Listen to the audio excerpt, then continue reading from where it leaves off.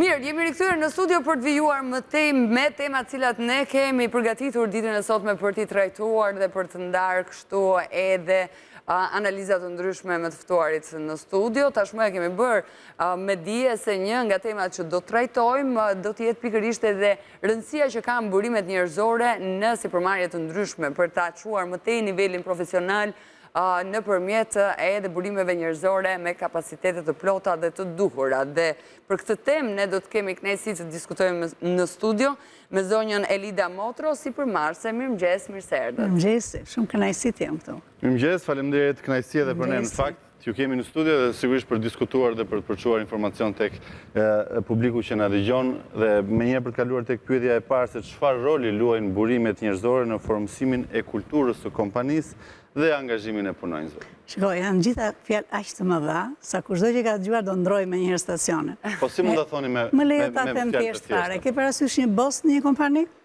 Janë dy artere këtu, njëra është financa, tjetra janë njerëzit. Sa e rëndësishme është ta presësh këtë, të mos punoj kjo. Kështu që unë besoj, jo vetëm është e rëndësishme, por sa më shumë po kalon koha, aq më shumë në harim ta kuptojmë që të marrit me njerëzit është jo vetëm art, por është dhe shkencë. Dhe gjithmonë më shumë kjo shikohet pse, sepse është e lidhur me dy gjëra të thjeshta fare, fitimin dhe produktivitetin. Vetëm edhe këto dyja. Kështu që a është e rëndësishme për mua, është e jashtëzakonisht e rëndësishme. Jo vetëm sepse merrem me këtë gjë gjithë jetën time, por jam duke thënë që kjo është një gjë që sa më shumë kalon koha, trendet ndryshojnë. Në fillim del teknologjia bëhet shumë e rëndësishme. Pastaj del OpenAI, çdo gjë, po kush do t'i bëj këto gjëra? Në thelb mbetet njeriu. Në thelb mbetet njeriu, dhe na që kemi thënë dhe vazhdoi të thuhet, puna do transformohet, por nuk do të hiqë ndonjëherë roli i njeriu. Kështu që sa më të aftë jemi, t'i vëmë në punë siç duhet, t'i bëjmë të jenë të kënaqur dhe të kemi përfitim të dy palët, dhe punonjësi edhe punëdhënësi. Ka që rëndësishme. Këtu më grishët pak, në fakt, zona Elida, kur thatë t'i bëjmë t'jenë të kënaqur. Okej, dakord, kënaqësia asnjëherë nuk ka të sosur.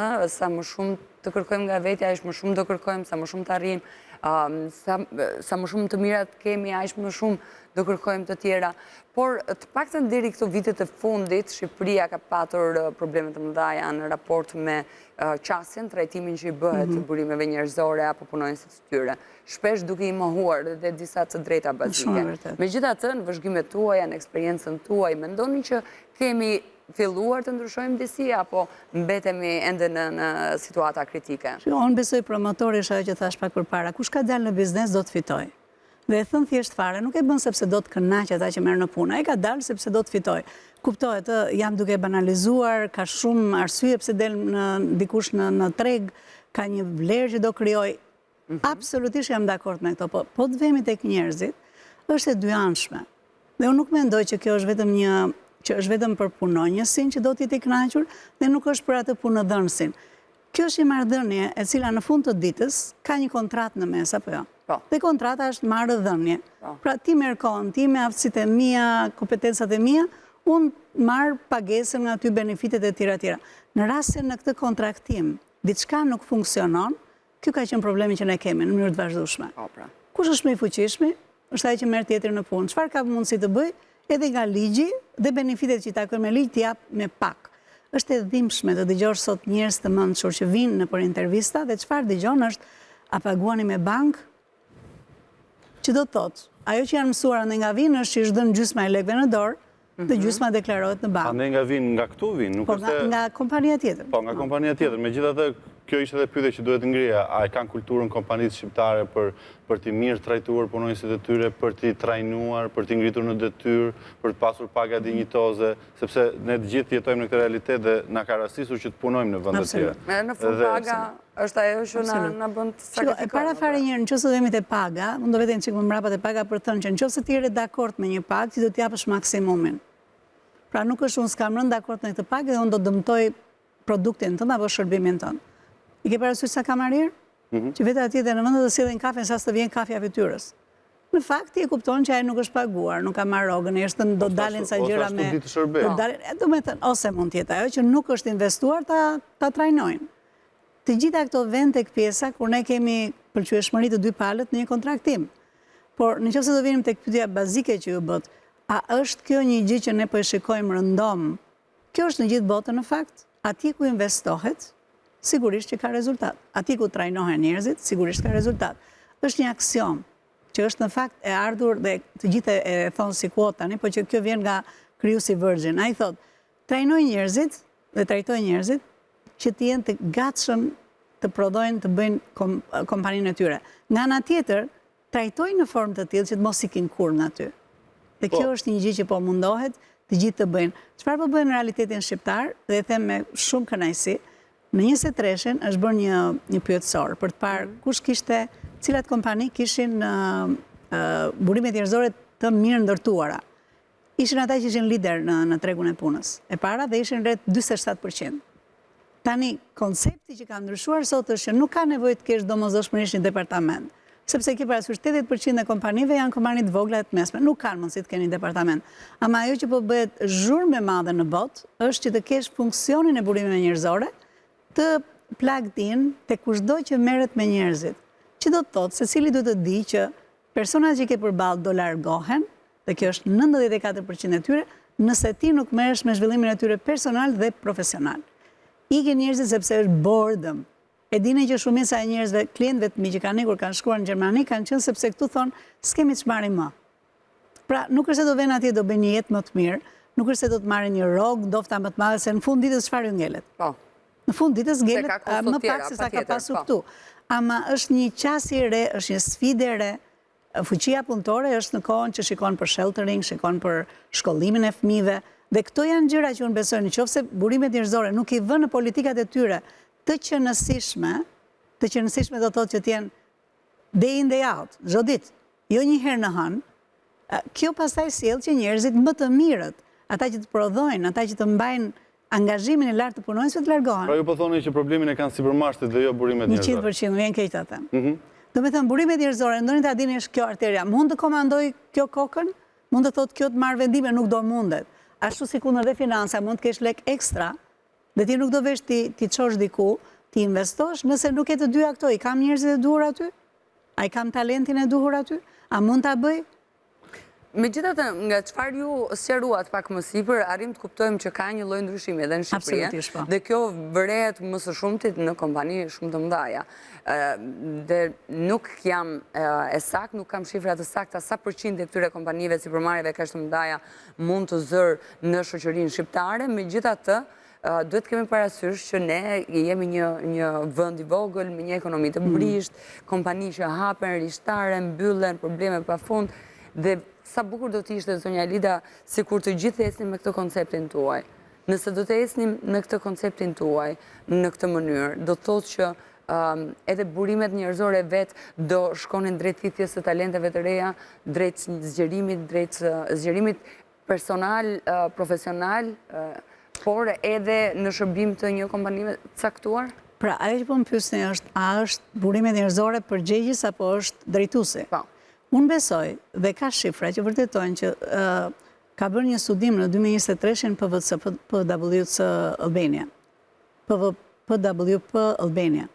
Dhe ka dalë që rreth, dhe theme 2.5% e kompanive të cilat kanë vënë theksin drejtuesit në mirë menaxhimin e njerëzve përmes politikave, jo një ditë po, një ditë jo, një ditë ndoshta, politikave, këta kanë qenë që një të artë me shumë të afërt kanë dalë në lider në tregun e tyre. Që do të thotë, jo vetëm nuk kërcënohesh më të ikësh dhe të mbyllesh, por ecurinë e ke më të lartë. Është një gjë shumë e rëndësishme, në pikat që më këshuar, duket gazetarja juaj nuk e di, kush ishte një që thuaj për çfarë si mund të bashkëpunojnë, si to talente që ne po flasim. Aja dhe zhja sot ngelet marka e punëdhënësit, që është employer brand, që është mark. Keni parasysh sa veta punuan me tanin e topit. Të gjithë e kanë shkruar në CV-n e tyre, mblidheshin parët në çdo televizion tjetër, apo jo. Kjo është marka. Që do të thotë, nëse ti e bën një emër të një kompanie, dhe emri nga se vjen nga kënaqësmëria, nga pëlqyeshmëria jon. Pra ne nuk vemi nga sa ka fituar, sa bëri tani topit. Në fakt, ajo që bën është si i trajtonte, sa shumë investonte në ecjen e tyre, sa shumë gjëra të reja ju hapi trurin, Dhe gjithë kjo për mua ka të bëj me markën. Është çështje vizioni, është çështje vizioni. Është jo vetëm vizion. Edhe vizioni çon drejt patentimit jam me apo ty, po sigurimit sot të është markës. OpenAI, atëherë si kishe këto. Po sot kush nuk e gjën Po ka dot. qenë shumë avangard në krahasim. Ai ka qenë, po nuk i gjënte dot dhe jam dakord që ai kishte një vizion. Po sot, për të bërë këtë markë, nuk është e vështirë fare. Vetëm të futesh të vetë zhvillohesh, vetëm të futesh të... Ama duhet ta kuptosh ti si drejtues, si pronar, bosi, them, unë e quajsh duash kapo, bosi, në qoftë se këta vetë nuk investojnë në anën njerëzore të tyre.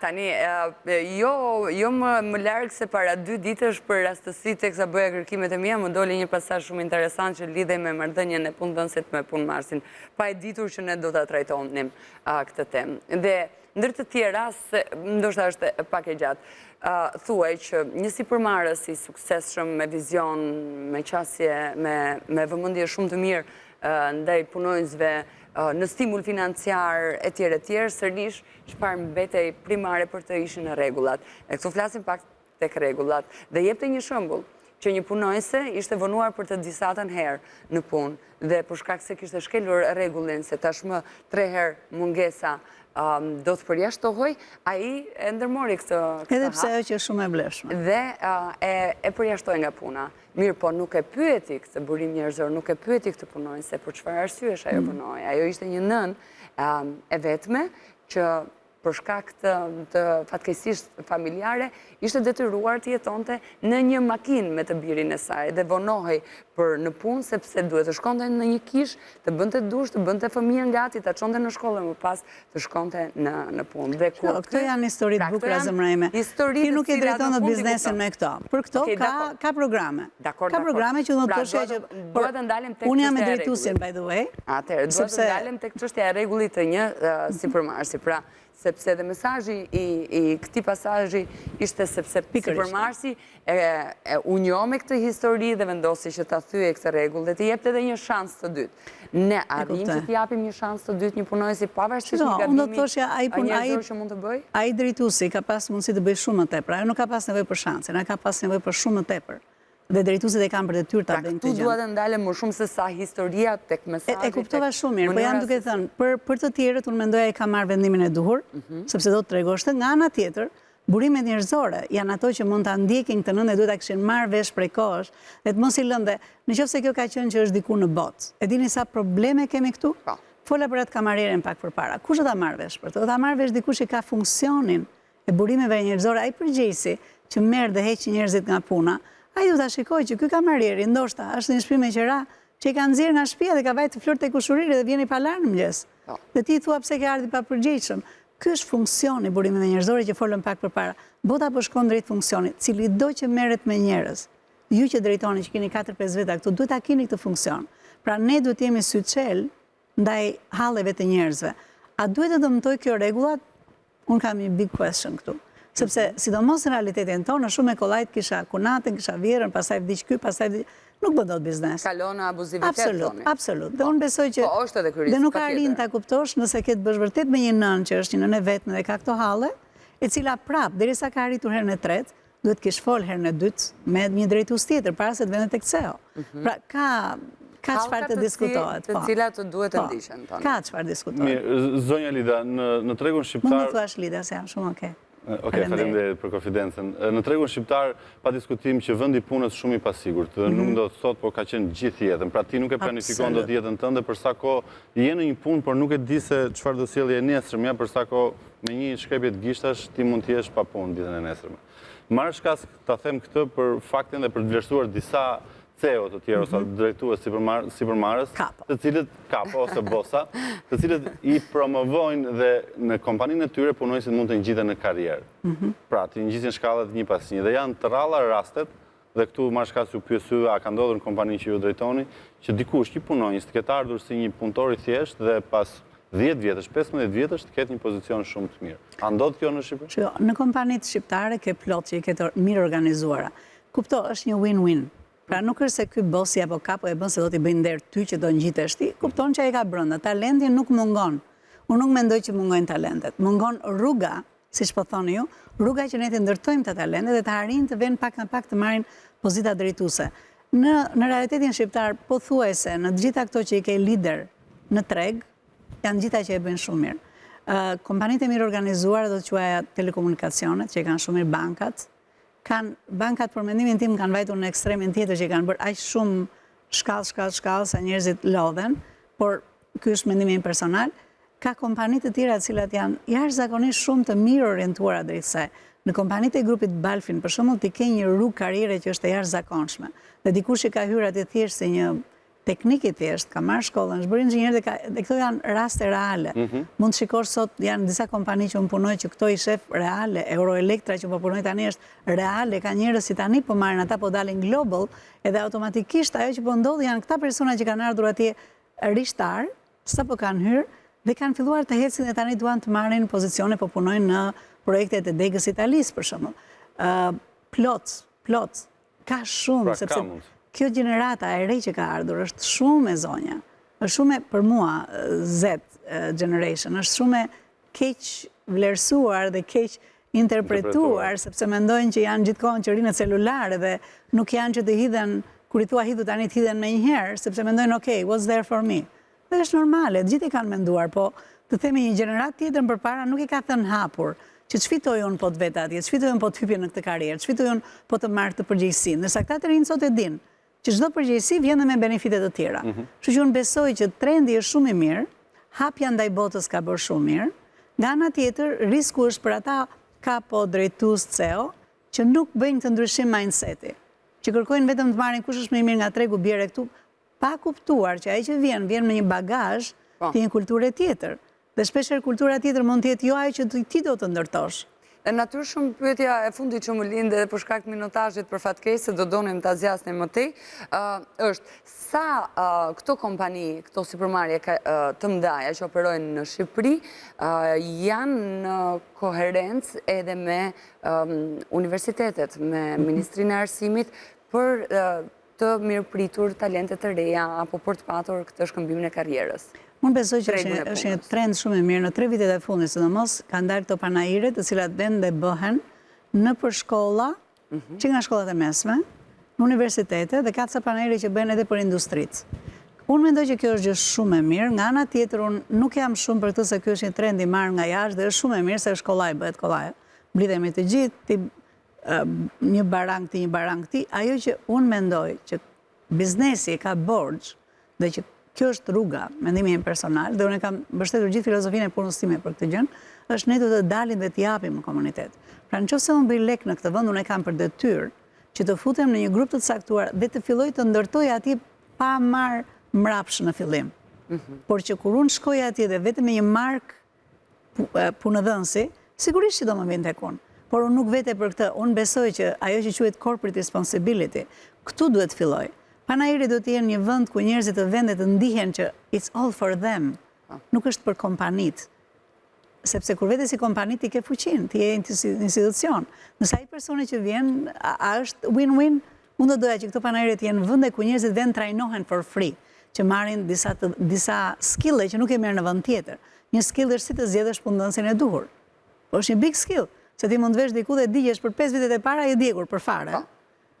Dhe ka plot të këtij lloji, por unë besoj që trendi është i mirë, a është rruga e dur, besoj do vemi, por unë personalisht nuk jam shumë që jemi në rrugën e dur. Jam shumë optimiste, por nuk mendoj që kjo është rruga që ndihmohen të dy palët. Pra kompanitë i kanë gjetur mënyrën për të gjetur talente, nuk e di nëse të rinjt, ata që hyjnë në tregun e punës, ju jepet mundësia fair chance që ata të zgjedhin më të mirin për ta.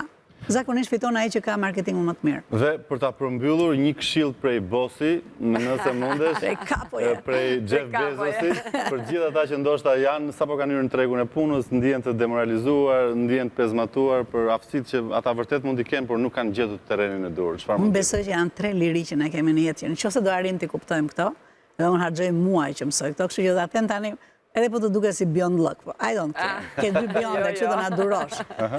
E para fare është liria të njohësh veten. Duhet t'i japësh vetes kush je, duhet ta pranosh kush je. Nëse je shumë e mirë në një gjë, duhet mos ketë burrën edhe të ndaloj ta thuash.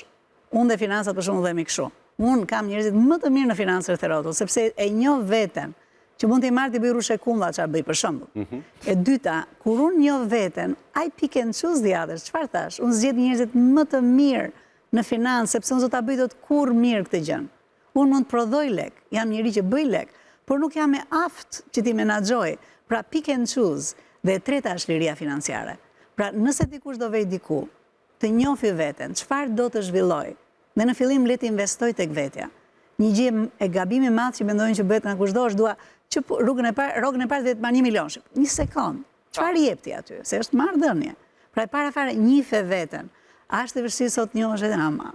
Futu në ChatGPT, thuaj kush jam, di këtë, e di atë, dhe thuaj në cilën kompani duhet vete, në cilin treg duhet futem. Mos të futem i qora, sepse siç thash, marketingu i kompanive po bëhet gjithmonë më i hatashëm. Hajde tek nesër ne do t'japim këtë, po a është kjo për ty?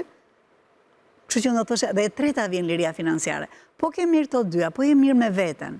Bën një gjë që të pëlqen. E unë jam e bindur, kjo që bën ju shpeshherë duket si jo punë.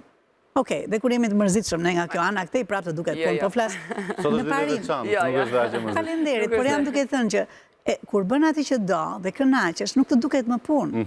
Kjo është e para. E dyta pastaj zgjidh. Pick and choose themon, nuk ka treg çfarë të dal para ti duhet vesh. Është një vend pune që është jeta në fund të ditës. Nuk e di po e dash tamam si kapo. Faleminderit. E dash në përvoja. Dhe ishit një kapo shumë interesante, shumë e këndshme. Faleminderit që ishit me ne. Faleminderit që merrni me këto tema. Do dini që të gjithë i trajtojnë shumë boring këto, por nuk janë boring, është kjo këtu. Po. E vërtet.